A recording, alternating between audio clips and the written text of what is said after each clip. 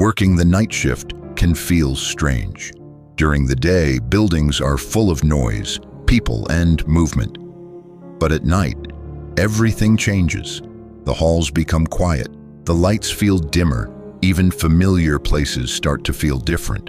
Most people believe the night shift is just boring and lonely, but for some workers, the quiet hours of the night become the most disturbing part of their lives. Tonight, I'm sharing 3 creepy night shift stories from people who experienced things they still cannot explain.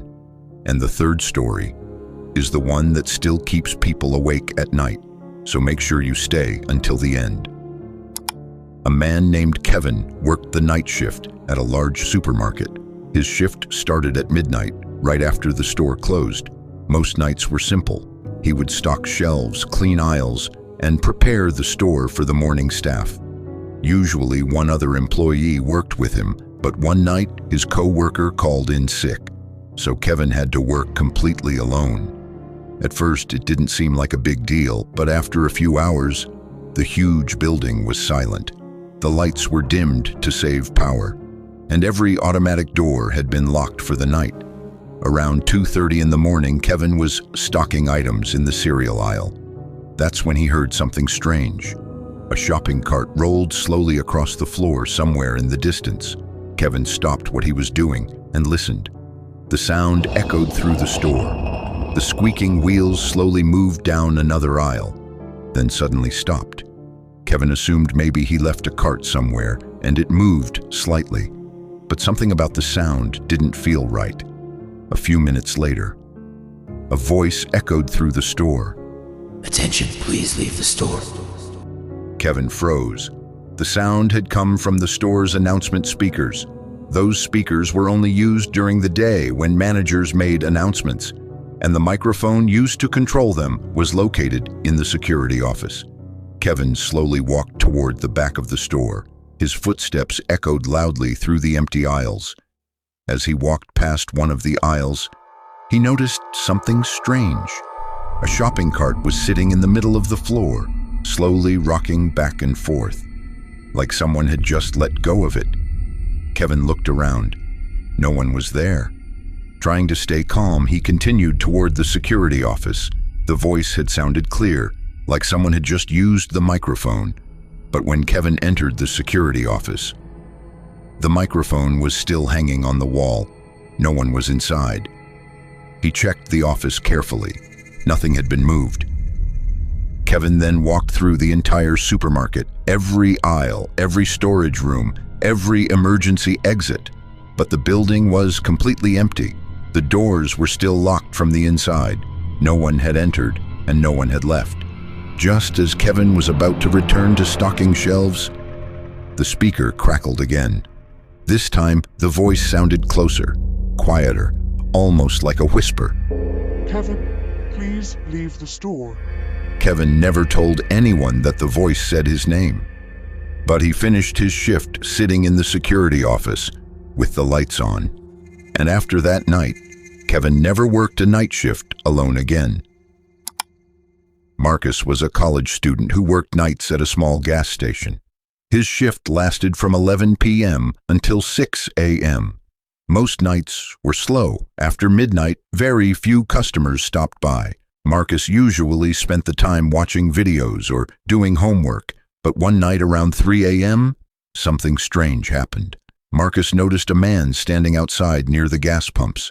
The man wasn't filling his car. He wasn't using his phone. He was just standing there, completely still, and staring at the store. Marcus watched him for a few minutes, expecting him to walk inside, but the man didn't move. 10 minutes passed, still nothing. Feeling uncomfortable, Marcus opened the security camera monitor behind the counter. He switched to the camera facing the pumps, and there the man was, standing in the exact same position. Marcus stared at the screen. Something about the man felt strange. The camera light flickered slightly, and for a split second, the man didn't appear on the monitor, but when the picture returned, he was there again. Marcus looked away from the monitor and glanced toward the glass door. The man was gone. Marcus felt relieved. Maybe the man had simply walked away, but a few seconds later, he heard something behind him. Marcus slowly turned around, and his stomach dropped. The man was standing directly behind the glass window of the store, only a few feet away. Marcus quickly looked back at the security monitor.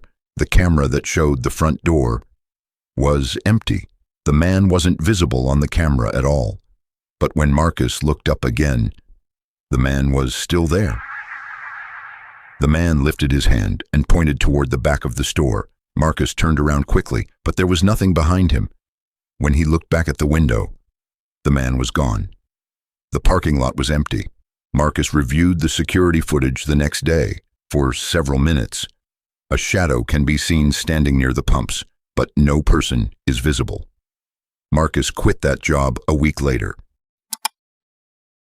The final story comes from a nurse named Sarah. Sarah worked the night shift at a hospital. Her job was usually quiet.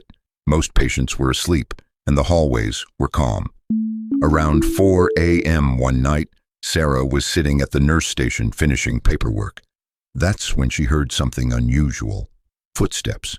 Slow footsteps coming from the hallway. She looked up, expecting to see a patient walking around. But the hallway was empty. The sound stopped.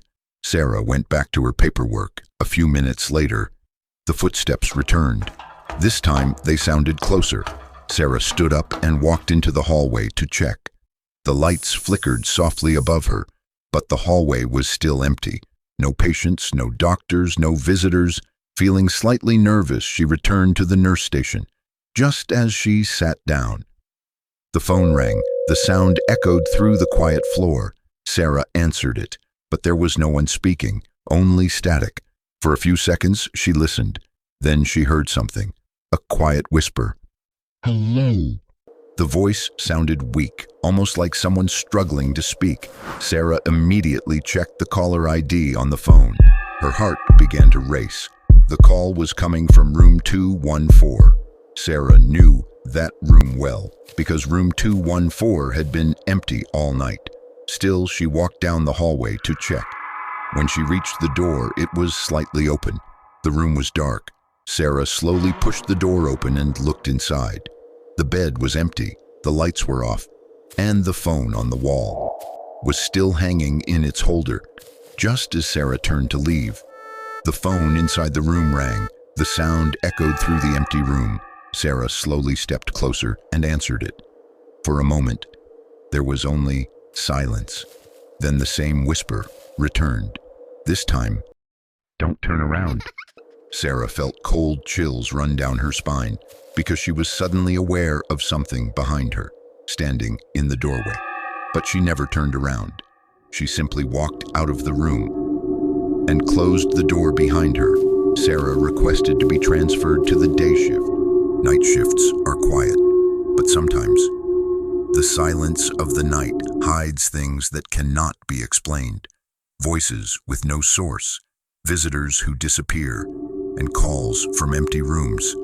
For the people who experience these moments, the night shift was never the same again.